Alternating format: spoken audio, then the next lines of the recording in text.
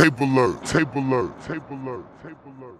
Tape alert, hottest in the city. This is Landslide Live. Today on the platform, we have a world-renowned DJ, CEO of Shake the Block Music, key figure in the legendary Big Dog Pit Bulls. Wow. Mr. Bobby Trends. Yes, sir. Yes, sir. Tape alert. Let's get it shaking. Tape alert. Let's go. Sir. Yes, sir. And also, on the platform today, first artist of Shake the Block Music, hot fire artist coming out of Tampa, Florida, Rich Lex, y'all. Bad hurricane activity, by the way. Okay. We out here. All right, gentlemen, so we're going to get right into it. So, Rich, where you coming from, man? Where you from, bro? Tampa, Florida. Tampa, Florida. Tampa, Florida, for sure. Okay, you from that nice sunny weather. Yeah. Palm trees and all that. What the They- girls like? They out there. You know, I got a girl. Oh, okay. So, you know, when it comes to that. Sorry, Mrs. Lex. I don't want to get him in trouble and all that. Yeah. So, what was it like coming up in that area, man? What area, what part of Tampa, Florida you from? I grew up in a town and country area. Oh, town and country. Town and country area, yeah. Oh, so you had chores? I had chores. Yeah. Town and country, when you say town and country, that's the name of a neighborhood or you mean the town? Well, yeah, about like the area in Oh, Tampa. It's town the and name country. of an area Okay, in okay. Tampa, yeah. I never heard of it either. Word, that's what I'm Town saying. and Town and country, country. yeah. Sound like you was Never heard tipping of it. cow. Yeah, town and country. Yeah. Okay, that's what's up. All right. So what was it like coming up there, man, as a kid? I say fun. All right. Say fun. Both parents and all that? I had both of them there, yeah. That's what's up. I had them both. That's good, man. Siblings, just you? I got a little brother and 3 little sisters. Okay. All right, so when did you get into music? I've always loved music, man. Can't really say when, but I say I started freestyling like 13. Oh, you 14 started years old. freestyling. Oh, so you, It started off as fun. okay, We just just playing get with bars? together, you know what I'm saying, smoke a blunt, Okay, and throw a beat on. that's what's up. And I was the one that stood out for some reason, so Okay, it okay. it just went on. So anytime, anywhere you give us bars, For sure. I'm going to hold you to that. I haven't practiced the whole freestyle. 'Cause I've been writing a lot, Okay, so I've been trying to perfect that. okay. But off the top is, I don't know, it's different. Okay. That's a different type of talent. I've seen people do it off the top, no nothing. I'm just like, I don't know how y'all put it together. But Yeah, word. I mean, listen, some people got it, man. Mortal Technique, he a beast with it. It's a lot of dudes, so many names. I don't even want to name them because I forget. Jay-Z, he don't even write, he just walk in. I guess the more you do it, the easier it gets. facts. That's how I It's look like at anything else. it. So, Repetition. speaking of that, what was your first time like getting in the studio? I don't know. It didn't go the way I expected. Tell us about it. I don't know. Like I said, it was just kind of like getting comfortable with everything, recording yourself, your own voice and stuff. Like the first couple times was more like a learning experience. Mm-hmm. But then finding yourself, finding your voice. So you came up recording in the crib before you went to the studio? Or No, you I went to the studio. went to the studio.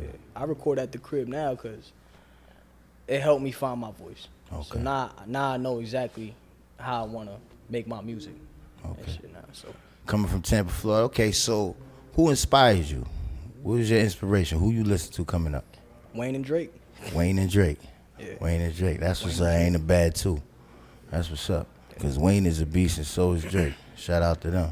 Facts. What you think about his new project? Drake, Yeah. it's good. Nothing but His money. thing is fire, as usual. I mean, it's different. He's always different. He's a little bit of everything. He damn sure is. I try to do the same thing. I try to do it all. You know what I'm saying? Rap, sing, whatever. Rap, sing, do all that. All that. That's what's good. Mm-hmm. So, how would you describe the music that you do? Professional, Professional music. for sure. Melodic. Melodic, bars, storyline. Yo, you give them whatever they want. Everything. That's what's good. Ain't nothing like that. So, here in New York, the supporting cast. Here in New York, the supporting cast is a little different where, it's more if you from my block or I rock with you, we support. What's the support system like down where you from? Because, a lot of artists from here go to the South. They run around, they go down there and they find more love. So in Tampa, is it the same as the South? The South that dudes, Atlanta, Cali, Yeah. or the West? Surprisingly, I got a lot of love from my city. That's what's up. But the support system there is tough too. It's everybody beefing out there. You know Everybody beefing. it's always something going on. So like the support system a little crazy. But I got love. People fuck with my music. You know, I think it was mainly because a lot of people didn't think I was from Tampa, Florida.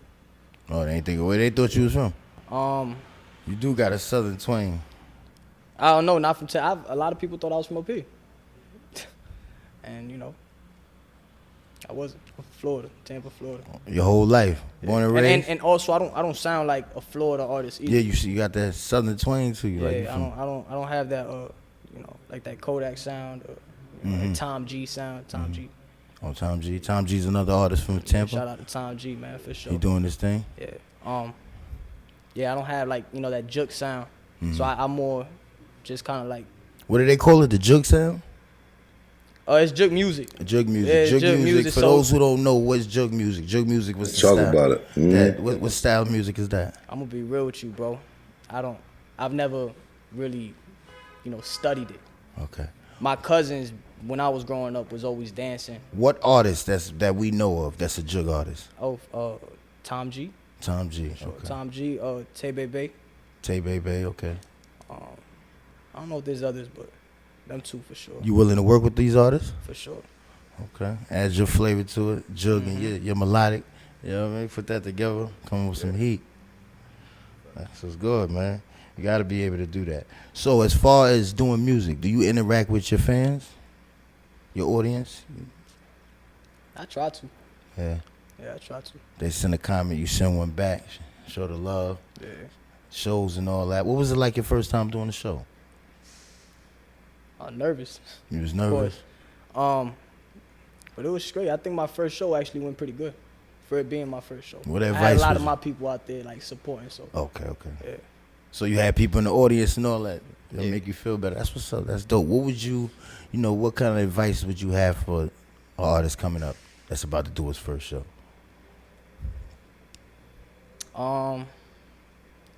Man, just go all out. Don't let nothing stop. Feel me? Go all out and take a shot if you're nervous. Yeah, you gotta take chances. For sure. I've heard from people who perform, the most important thing with performing is actually having a good cardiovascular system. Could breathe. Because dudes be performing and be out of shape. You think that's important? How was you? At the time I was real skinny. So I was straight.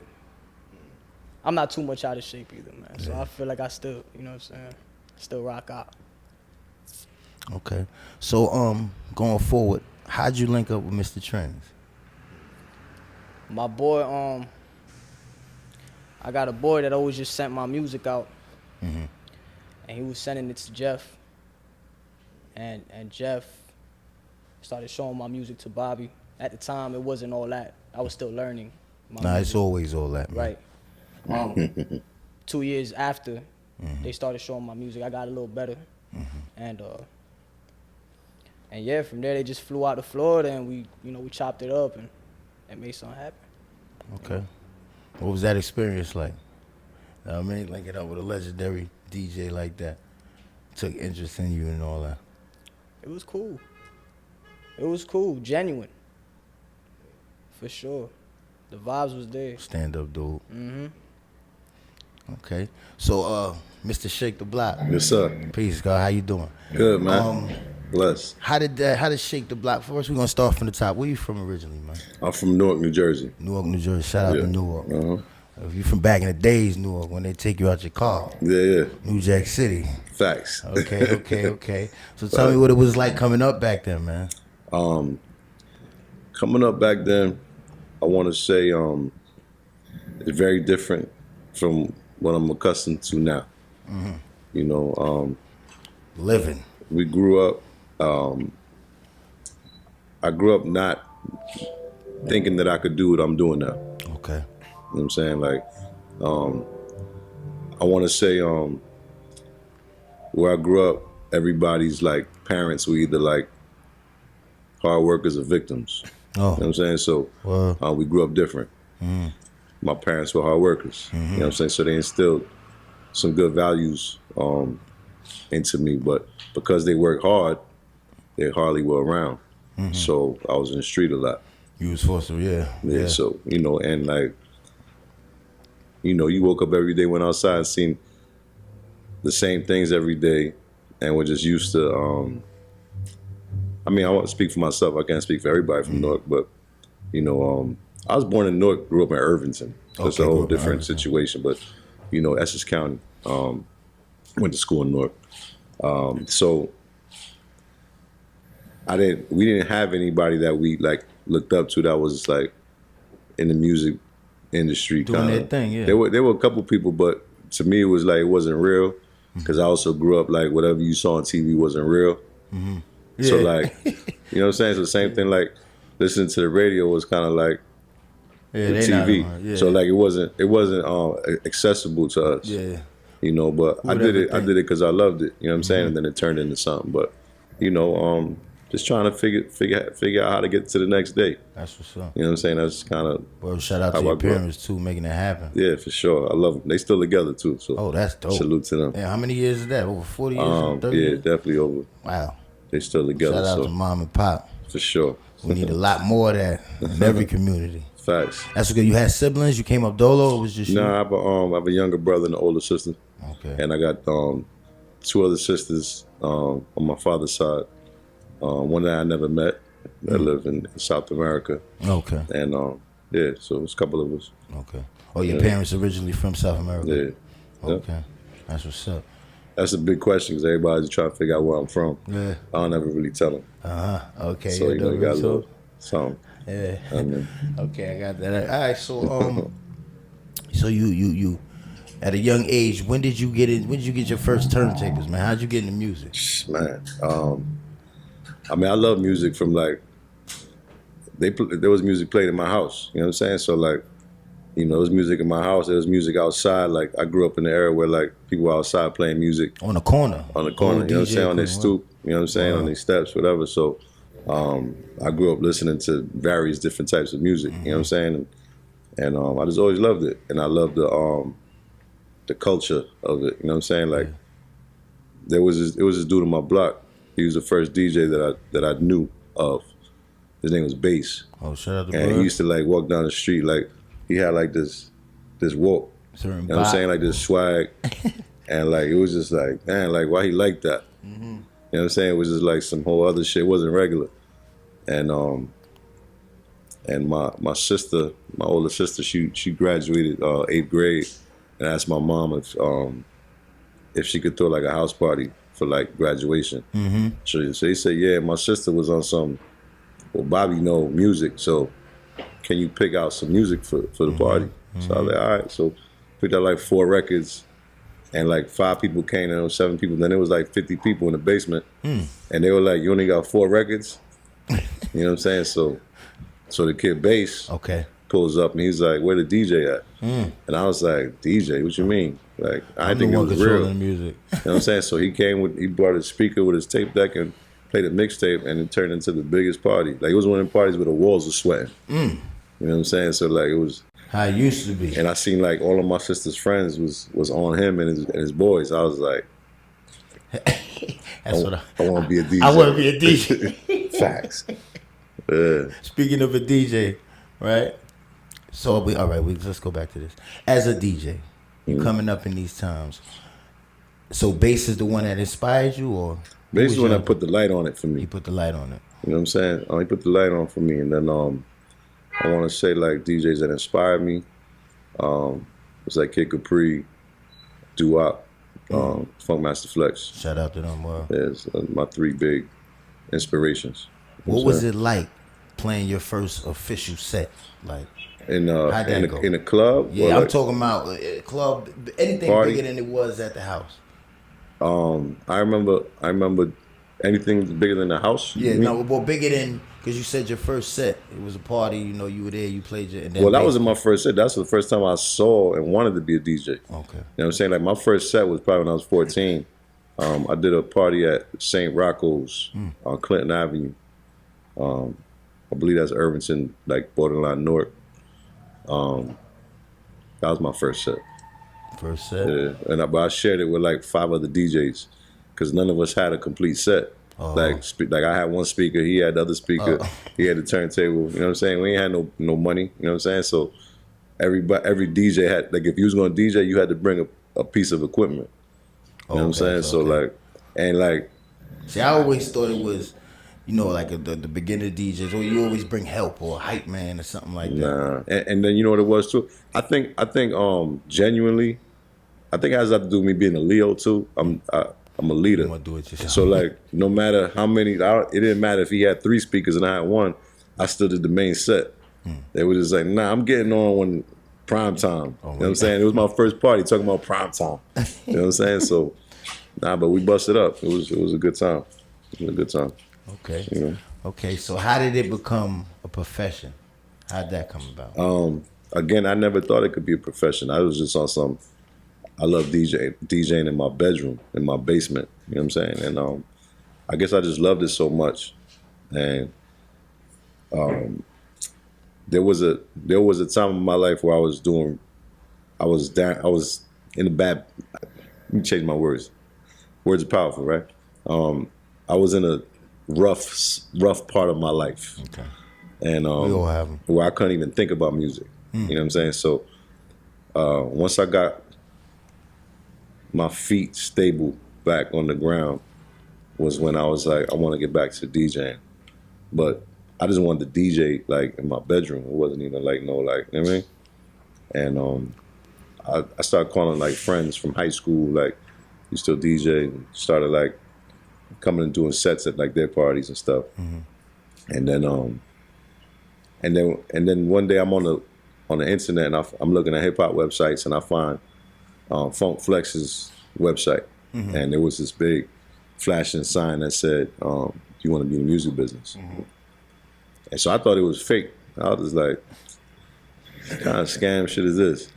So like, I was at work. I already finished my work. I was like, let me call. So I called, and I was like, I want to be in the music business. Like I said it like on some sarcastic shit. They're like, oh, you want an internship? I was like, oh, this is real. They're like, yeah. So I went for it. You know what I'm saying? Like, and it was even tough getting that though, because like nobody was there. Oh, no. Like I called and I'm like, it's an internship. So what I do is like, oh, the person ain't here that you got to talk to, call back tomorrow. Oh. I called back for like every day for 2 weeks and nobody was there. Oh, wow. And then finally I called. I was like, oh, I got a delivery for Flex. Give me the address. So I ran up there. I was like, yo, what's up? It's me. I've been calling every day. Dope. To the girl that's at the desk. And she was like, oh, all right. She was like, you got to fill out an application. I was like, is there an application for this shit? I was like, all right, whatever. And nobody even interviewed me, even looked at the application. They were like, oh, you start on Monday. And just like that? Yeah. And I was basically handing out flyers for clubs and shit. Okay. You know what I'm saying? Like shit like that. And I didn't know what I was getting myself into, but I definitely, I believe in there's a path, everybody got a path. And that was just where I was directed to. You know what I'm saying? So my first night handing out flyers, I got to see some crazy shit. I went to a club that night and seen like some of the like most legendary DJs and artists. And I'm like, I'm not used to that coming from where I come from. So I was like, this is fire. I'm like, I'm gonna hand out flyers until I figure out how the fuck to get into this shit, like on some real shit. You know what I'm saying? And then I saw it, and I'm like, I could make money doing this. You know what I'm saying? But I still couldn't believe it for myself. I was like, nah, this is gonna be like side hustle. Yeah, side hustle. While I got a job. You know what I'm saying? But then like I was really good at it. You know what I'm saying? I was fucking these clubs up. So I was just like, damn. And then the money started coming in. I'm like, I quit my job. What's it like? Like, what does it take? What does a good DJ need to do to fuck up a club? We need to. I feel like people do it for different reasons. Some people do it because they want to be hot. Some people do it because they love it. Some people do it because of both. In any arena, do what you love. You know what I'm saying? 'Cause you're gonna get the best results. You know what I'm saying? So just play what you love. That's pretty much just do what you Because love. I noticed, you go, so a lot of DJs, they play what, it seemed like somebody gave them a list and said, play this. And that's it. Yeah, I mean, I think those are the guys that just want to be hot. Okay. You know what I'm saying? Like, think outside the box. Like, yeah, we got to play shit that, like, the people want, of course, but sometimes you got to teach the people too. You know what I'm saying? What's so the like, artist, man? I've done that. You know what I'm saying? Like I like, but it's like I have an ear, and that's why he's next to me. Tapealert, tapealert, tapealert.